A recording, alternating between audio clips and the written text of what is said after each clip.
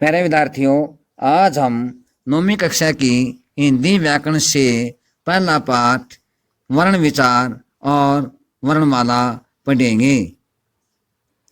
आइए देखिए, पहले हम वर्ण की परिभाषा बताते हैं। वर्ण परिभाषा इसकी देखिए, हिंदी भाषा में प्रयुक्त सबसे छोटी ध्वनि वर्ण कहलाती है, अर्थात जिससे के टुकड़े न हो सके ऐसी ध्वनि को हम वर्ण कहते हैं। वर्णमाला वर्णों के समूह को ही वर्णमाला कहते हैं। हिंदी वर्णमाला में 44 वर्ण हैं। वर्ण उच्चारणों और प्रयोग के आधार पर हिंदी वर्णमाला के 2 भेद किए गए हैं, स्वर और व्यंजन। देखिए, स्वर जिन वर्णों का उच्चारण स्वतंत्र रूप से होता हो, अर्थात जो बिना किसी दूसरे वर्ण की सहायता से बोले जाते हों, जो व्यंजनों के उच्चारण में सहायक हों, वे स्वर कहलाते हैं।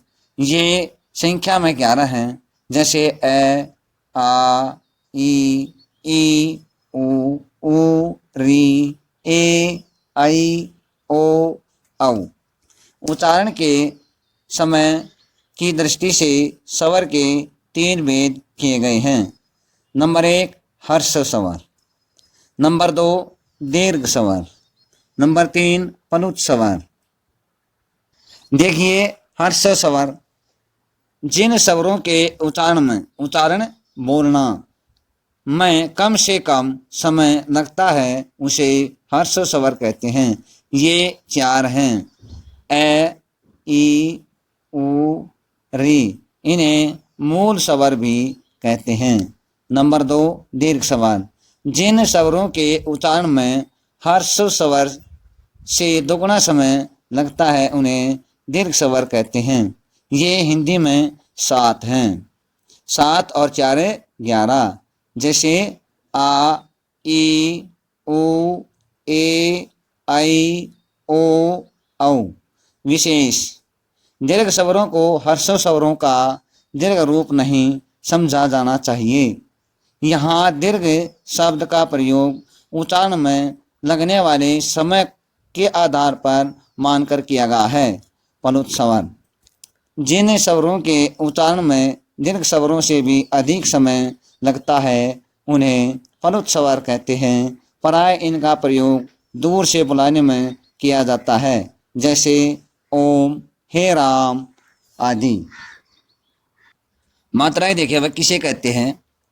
स्वरों के बदले हुए स्वरूप को मात्रा कहते हैं।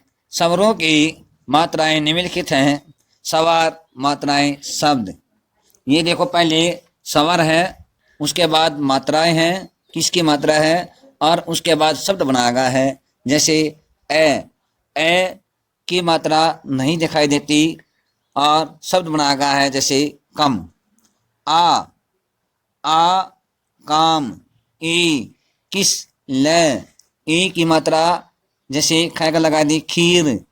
ऊ की मात्रा जैसे गुलाब। ऊ की मात्रा भूल। री की मात्रा तृण। ए की मात्रा केस। ऐ की मात्रा है। ओ की मात्रा चोर। औ की मात्रा चौखट। ए वर्ण स्वर की कोई मात्रा नहीं होती। व्यंजन का अपना स्वरूप निम्नलिखित है। जैसे बिना स्वरों के व्यंजन अधूरे हैं, वो लिखे गए हैं। क, च, छ, ज, जह, त, थ, ध आदि। ऐ लगने पर व्यंजनों के नीचे का हलंत यानी कि हल चिन्ह हट जाता है, तब ये निम्न प्रकार लिखे जाते हैं।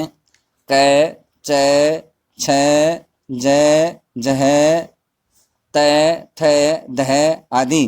प्यारे विद्यार्थियों, ये जो समझाया गया है, जो पढ़ाया गया है, ये तुमने साफ कॉपी में लिखना है और याद करना है। ये आज का आपका आग्रह कार्य है।